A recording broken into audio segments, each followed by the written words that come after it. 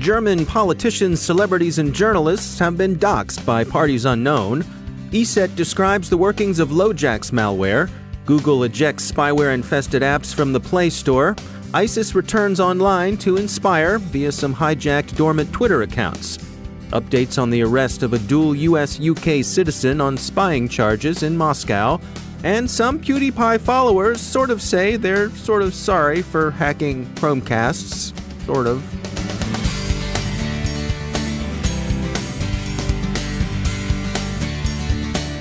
And now, a word from our sponsor, ExtraHop, the enterprise cyber analytics company delivering security from the inside out. As your organization continues to expand outside the data center to the cloud, branch office, and device edge, your attack surface opens up to more and more risk.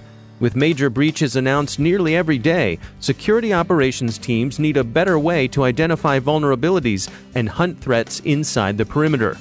ExtraHop cuts through the noise of traditional security alerts with network traffic analysis that provides full east-west visibility, real-time threat detection from core to cloud, and guided investigation workflows. All the clarity and context you need to act quickly and with confidence.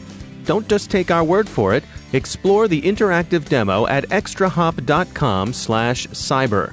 That's extrahop.com/cyber. And we thank ExtraHop for sponsoring our show. From the Cyberwire studios at Data Tribe, I'm Dave Bittner with your Cyberwire summary for Friday, January 4th, 2019. A major story, and one that's curiously only just coming to light, is coming out of Germany.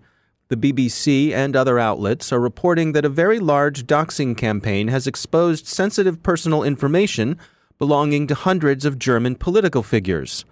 The campaign, which began quietly before Christmas and took the form of a satirical advent calendar, with doors open to reveal various items, released private communications, emails, contacts, phone numbers, memoranda, and financial information belonging to hundreds of politicians, including Chancellor Merkel and President Steinmeier. Most of the targets were politicians, but data belonging to some celebrities and journalists were also compromised and released. Germany's Information Security Agency, the BSI, is investigating. The only political party apparently unaffected is the Alternative for Germany, generally described as far-right. Observers betting on forums suspect Russia's GRU, Fancy Bear, working with the aim of discrediting politics and civil society in Germany, but that's speculation on a priori probability. Security firm Proofpoint emailed us to say that they think the operation looks a lot like a Russian APT they've been tracking. Proofpoint's threat intelligence lead, Chris Dawson, said, quote, "While actor attribution is notoriously difficult, early indications suggest that the Russian APT group Turla, also known as Snake, Venomous Bear, Waterbug, and Ouroboros, is behind the German data breaches reported earlier today. Proofpoint researchers have seen Turla targeting German interests before, particularly leveraging a G20 summit on the digital economy that took place in Hamburg in October 2017. Other activity associated with this group has been well documented and stretched back to at least 2018." End quote. So that's an informed bet on form. There are no official details on attribution, and Twitter has taken down the accounts used to spread links to the documents. German Justice Minister Barley called the incident a serious attack and added that the people behind this want to damage confidence in our democracy and institutions. None of the material so far seems particularly discreditable or explosive, but there's a great deal of it, and the range of the doxing suggests that whoever was behind it worked at the caper in a long, focused effort. Speaking of Fancy Bear, researchers at security firm ESET have released details on Lojax, the UEFI rootkit the GRU has been using to compromise firmware and devices it's targeted for cyber espionage. There is, ESET says, good reason to believe that Lojax can be relatively easily thwarted.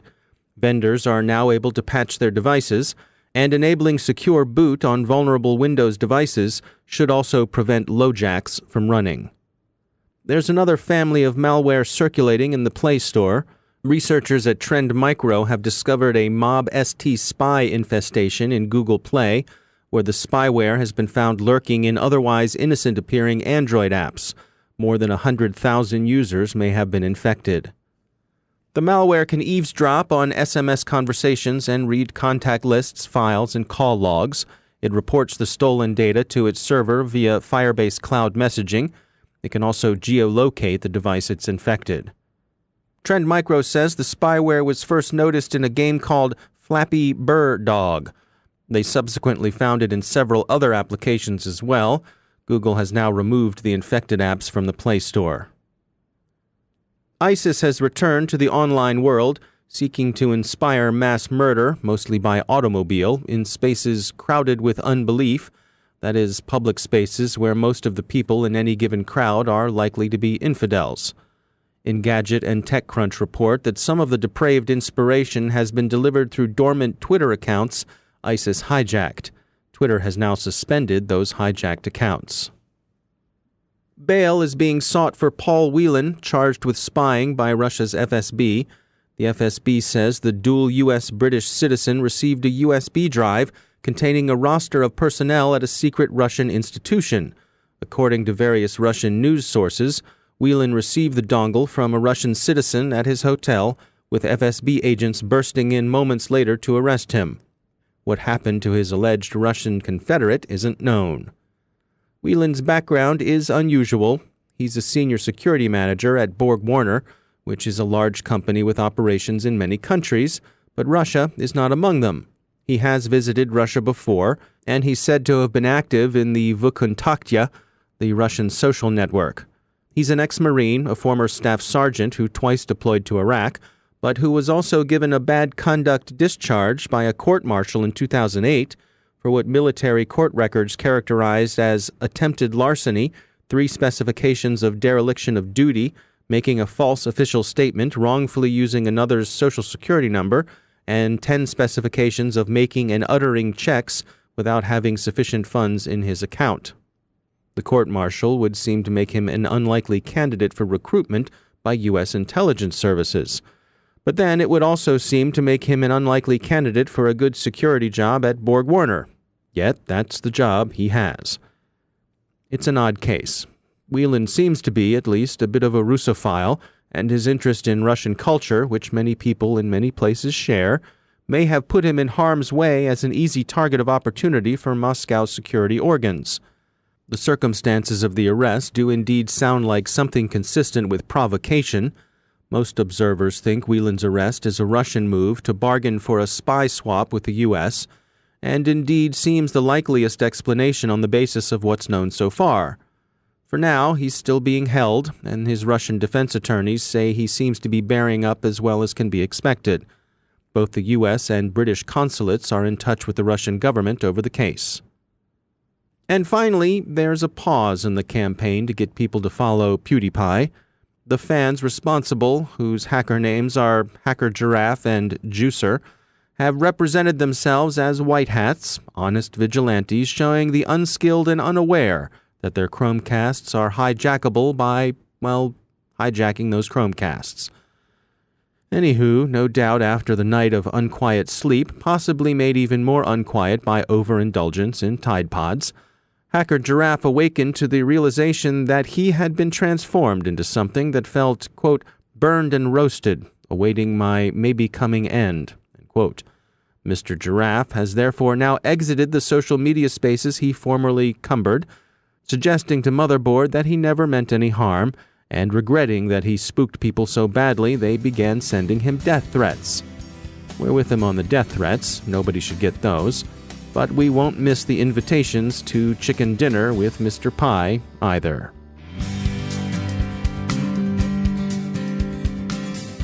Now a moment to tell you about our sponsor, Attila Security. Attacks on the U.S. defense industrial base supply chain, otherwise known as DIBS, is one of the most pervasive cyber threats facing our nation today. DIBS are vulnerable for a variety of reasons, ranging from legacy software and systems and a corporate culture that values operations over IT security. Cybercriminals exploit these weaknesses and target their attacks on DIBS in order to gain access to government networks. Attila Security is tackling this threat head-on. Attila Security's Go Silent technology features a portable security appliance that installs in minutes by any non-technical user. Go Silent is a firewall and VPN in one and turns unsecured data transmissions into top-secret level security communications in just minutes. Attila Security's products and solutions enable organizations to keep data secure while avoiding disruptions to daily operations. To learn more about how Attila secures the DIB supply chain, visit attilasec.com. That's spelled ATTILASEC.com. And we thank Attila for sponsoring our show.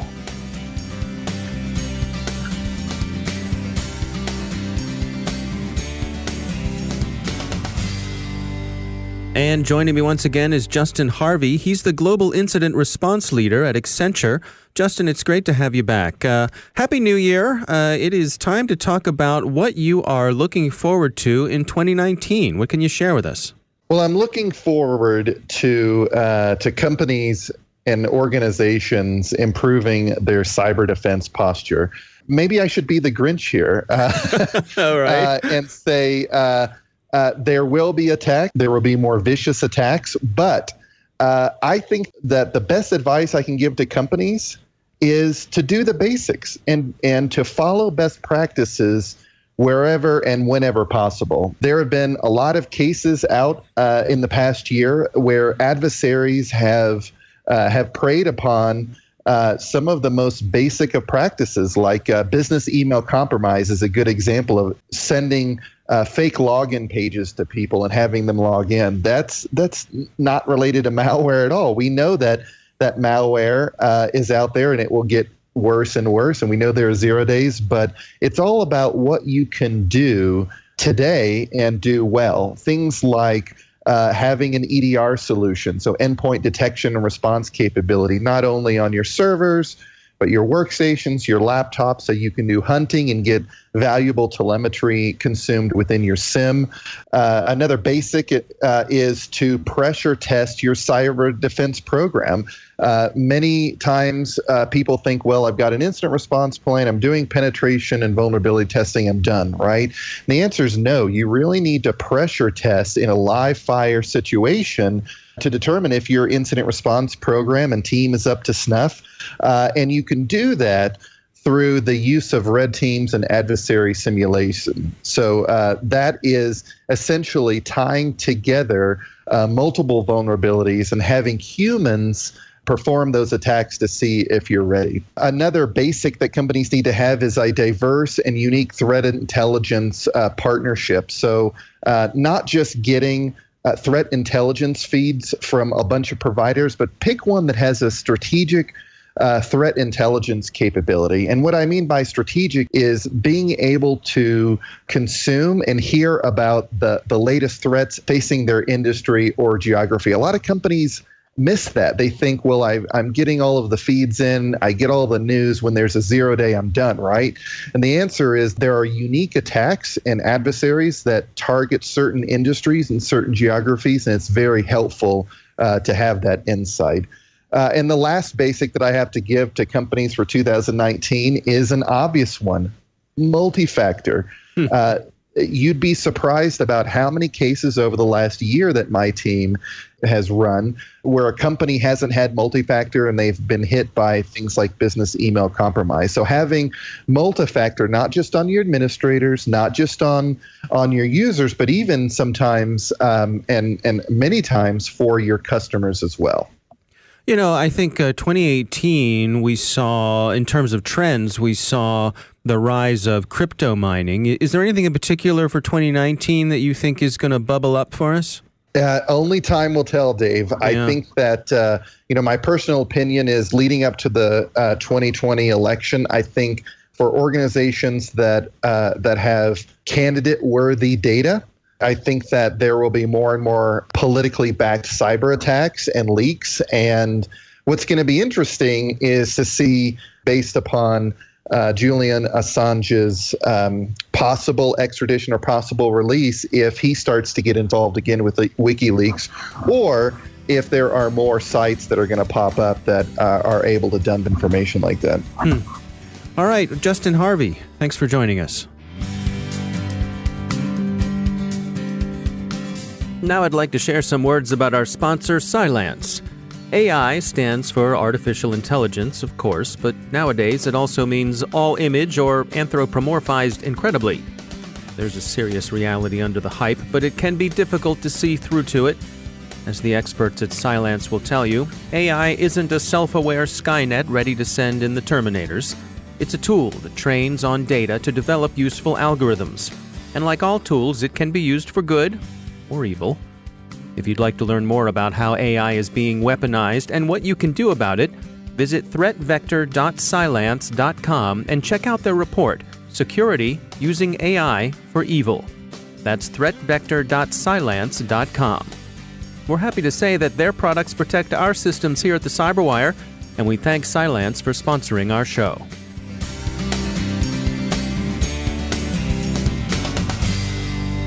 My guest today is Ken Modeste. He's Director of Digital Health at UL, Underwriters Laboratories. For UL's Cybersecurity Assurance Program, Ken leads their efforts establishing and promoting standards that address security concerns in network-connected products and systems. We've started since 1894 in Chicago, the World's Trade Fair. So that's 120 plus years. And really, that's when you started seeing a lot of industrialization occurring and the Industrial Revolution that really started driving expansion in the globe.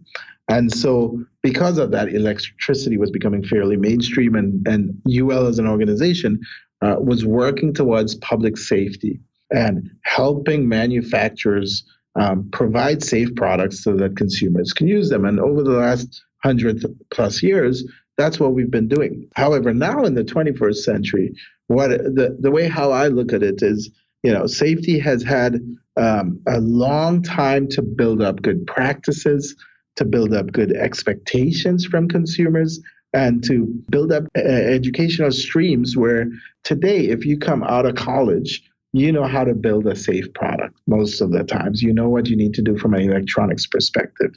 When you buy something today, you buy a smartphone, you buy a smart tablet, a TV, it doesn't go to your head that this thing is going to catch on fire or electrocute you. You automatically take that for given.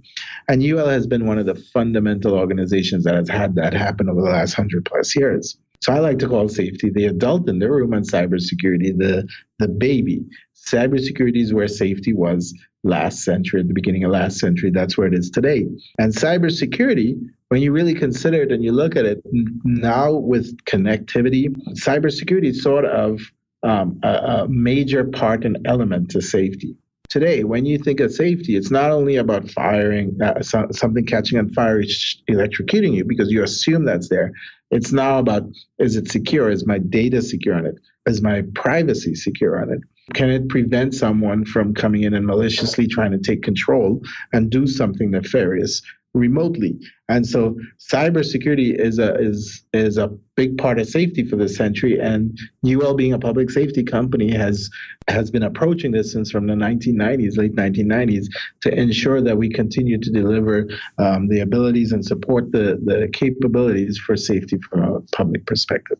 So take us through what's going on here with your efforts. You have your Cybersecurity Assurance Program. Can you describe to us what is that, and how do you interact with the folks who are in industry?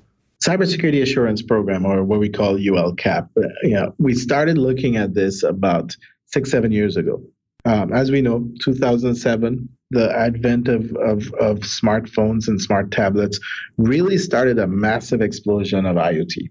It was a trickle for the first year, second year, and now you're seeing some significant trends. And what that means is, now you're going to see more and more connected products. You think of your door lock now. The door lock used to be just something, physical with a key. Now I have door locks with batteries in it and that are connected to the cloud. And so as we started looking at more and more of the products that are on the marketplace today, and more of them having connectivity and IoT, that whole concept of safety that I mentioned, now involving security and expanding the concept of safety, we started taking a look and saying, how do you need to to move forward to provide that assurance for the consumers, and the consumer being you and I, or organizations as they buy for stuff that they're putting into their organization. So we started that process by looking at all the best practices out there. We got together with folks from the U.S. government, from academia, and some select folks that we knew, and we spent some time trying to identify what are all the things that are out there, how are they used, and the value they're providing. And one of the things we really hit on is the majority of security flaws and security incidents happen with software and products, whether it's a software product like a mobile app or a cloud system, or whether it's like that smart lock that I mentioned, or a smart camera that's running software firmware on it. And we said if we provided requirements around how to assess and evaluate software and products, we can have it where it covers a lot of different type of IoT markets. And the reason why we wanted to have it where you can assess it is because there's a lot of standards out there that tell people how to design something. There's a lot of standards out there that tell folks how to do a secure design process in their organization, or how to assess an organization. Think of ISO 27001 has been around for quite some time. And so that's what we built around some standards, 2900 series of standards. But we also recognize that the majority of the industry wasn't mature enough to accept these standards and be able to comply with them immediately. So we have something called, I like to call it the ABCs of cyber. And this typically happens in the industry. When you have new specifications coming out, you think of Bluetooth as an example, you think of Zigbee as an example, you think of some of the new IoT technologies like MQTT, you come up with a specification for a protocol or some type of thing. Most folks need to first get an understanding, some kind of advice on how to design and build it. Then they usually need some mechanism to benchmark. So advice is how you help them, you guide them, you do workshops, you do some training, you explain to them what's out there and what's applicable for them. You benchmark. Basically, you go out there and help them by start doing testing on what they have, start providing them with guidance on the specification. And some folks stop there. You've heard of pen testing. Some folks stop at pen testing and they need some kind of guideline for repeatable and reproducible. And then ultimately the C in the A, B, and C advise benchmark. The C is certification, where in some industries, it helps to have a model where a third party like UL has gone through and evaluated an entire product or family or suites of products and certified that they comply with this standard.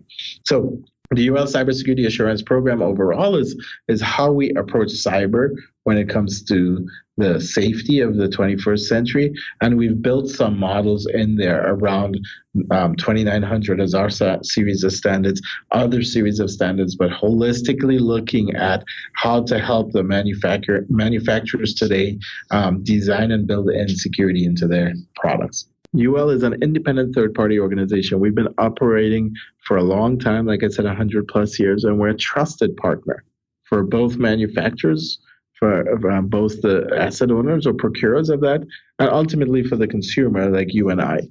And one of the things that I want to point out is that, we believe that cybersecurity is a foundation that you have to keep building on. There is no one magic pill. There is no one magic process. And UL isn't saying that everything that we do will completely solve the cybersecurity problem. What we are saying is we're presenting a possible solution as a foundation to build upon over time. And ultimately, what we want to do is exactly what happened in the last century. In the last century, safety wasn't comparable in the 60s as it was to the 20s and 30s. And industry and consumers overall have to look at driving cybersecurity trends based on what their expectations are and expecting foundational changes over time, but not expecting a quick magic bullet. That's Ken Modeste from UL.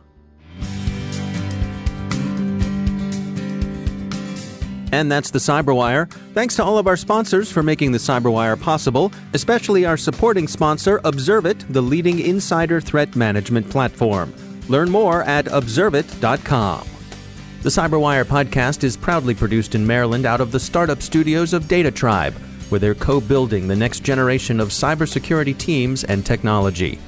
Our CyberWire editor is John Petrick, social media editor Jennifer Iben, technical editor Chris Russell, executive editor Peter Kilpie, and I'm Dave Bittner. Thanks for listening.